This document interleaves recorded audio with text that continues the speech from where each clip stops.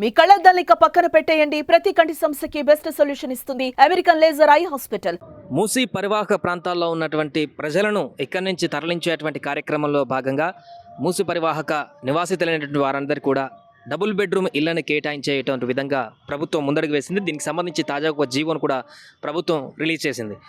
GO number 754 దీంట్లో పేర్కొన్నటువంటి అంశాన్ని ప్రకారం 15,000 డబుల్ బెడ్రూమ్ ఇళ్లను మూసి పరివాహక ప్రాంతాల్లో ఎవరైతే నిర్మాణాలు చేపట్టి ఉన్నారో ఎఫ్టీఎల్ బఫర్ జోన్లలో ఇప్పుడు ఎవరైతే ఈ నిర్మాణాలన్నిటి కూడా హైడ్రా అధికారులు తొలగించబోతున్నారో వీటికి సంబంధించి అన్ని కూడా ఈ 15,000 డబుల్ బెడ్రూమ్ ఇళ్లను అలాకేట్ చేసేటువంటి విధంగా ఆదేశాలు కూడా జారీ చేయడం జరిగింది. ఇప్పటికే చాదర్గఢ్ కానీ మిగతా కొన్ని పరిసర ప్రాంతాలన్నింటిలో కూడా ఏదైతే నది ఎఫ్టీఎల్ పరిధిలో ఉన్నటువంటి ఇల్లులన్నీ కూడా నిర్మితమైనటువంటి ఇల్లులన్నిటికి కూడా ఆర్బిఎక్స్ అనేటువంటి ఒక రెడ్ మార్క్ను కూడా అక్కడ మార్క్ చేసి అధికారులు వెళ్ళిపోవడం జరిగింది ఉదయం. అయితే దీనికి సంబంధించి ఎప్పుడు వీటిని కూల్స్తారు, ఎప్పుడు తీసేస్తారు, రిమూవ్ చేస్తారనే దానికి సంబంధించి అయితే ఇక్కడ నివాసులుగా ఉంటున్నటువంటి వారికైతే క్లారిటీ లేదంటూ చెప్తున్నారు. వచ్చినటువంటి వారిని అడిగితే ఇప్పుడే మేము కూల్చాము, ఖచ్చితంగా మీకు డబుల్ బెడ్రూమ్ ఇల్లులు కేటాయించిన తర్వాతనే కూల్ చేస్తామంటూ వారు చెప్పారంటూ కూడా ఎవరైతే ఈ మార్కు పెట్టినటువంటి ఇళ్లలో ఉంటున్నారో వారిని అడిగితే ఆ సందర్భంగా వారు చెప్పడం జరిగింది.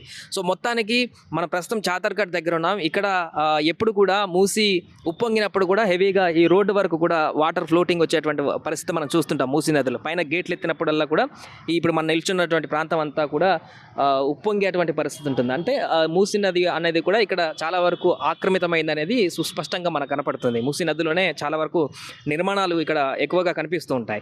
దీంతో పాటుగా బఫర్ జోన్లలో ఏదైతే 50 మీటర్ల పరిధి అని చెప్పేసి ప్రాథమికంగా అంటున్నారు, దానికి సంబంధించిన కన్ఫర్మేషన్ రానప్పటికీ కూడా 50 మీటర్ల పరిధి వరకు ఉన్నటువంటి నిర్మాణాలకు కూడా తొలగించేటువంటి విధంగా కార్యాచరణ చేయబోతుంది. ప్రస్తుతం మాత్రం ఏదైతే ఎఫ్టీఎల్ పరిధిలో నది మూసీ నది పరివాహకంగా వెంట పక్కనే ఉన్నటువంటి నిర్మాణాలు అయితే ఏదైతే ఉన్నాయో ఆ నిర్మాణాలన్నిటి కూడా అక్రమంగా వెలిసినటువంటి నిర్మాణాలన్నిటికీ కూడా ఆర్బిఎక్స్ అనేటువంటి రెడ్ మార్కును వేసి వారిని ఇక్కడి నుంచి తరలించేటువంటి ప్రక్రియలో భాగంగా వాళ్ళు వేసినటువంటి పరిస్థితి చూడొచ్చు. మనం ఈ ఉన్నటువంటి ఆల్మోస్ట్ నదుల్లోనే కనిపిస్తున్నాయి ఇవన్నీ.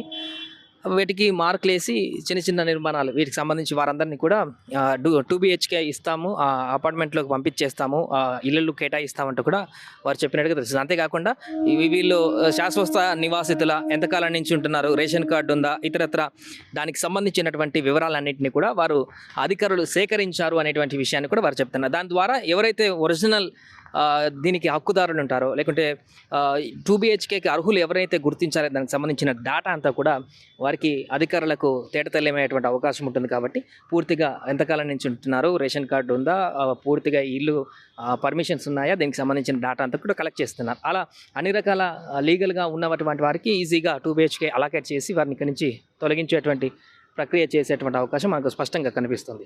చూడొచ్చు ఈ ఏరియాలో చాదర్గఢ్లో ఉన్నటువంటి మూసీ నగర్ అనేటువంటి ఏరియాలో మొత్తం కూడా చాలా ఇళ్లలో కూడా ఆర్బిఎక్స్ అనేటువంటి మార్క్ని ఇక్కడ వాళ్ళు పెట్టడం జరిగింది.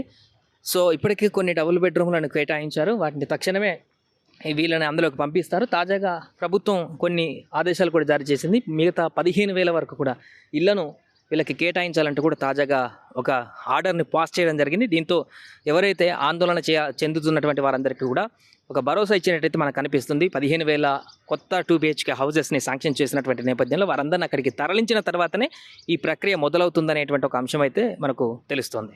సుమన్ టీవీలో మీ పర్సనల్ అండ్ బిజినెస్ ప్రమోషన్స్ కోసం కింది నెంబర్కి కాంటాక్ట్ చేయండి.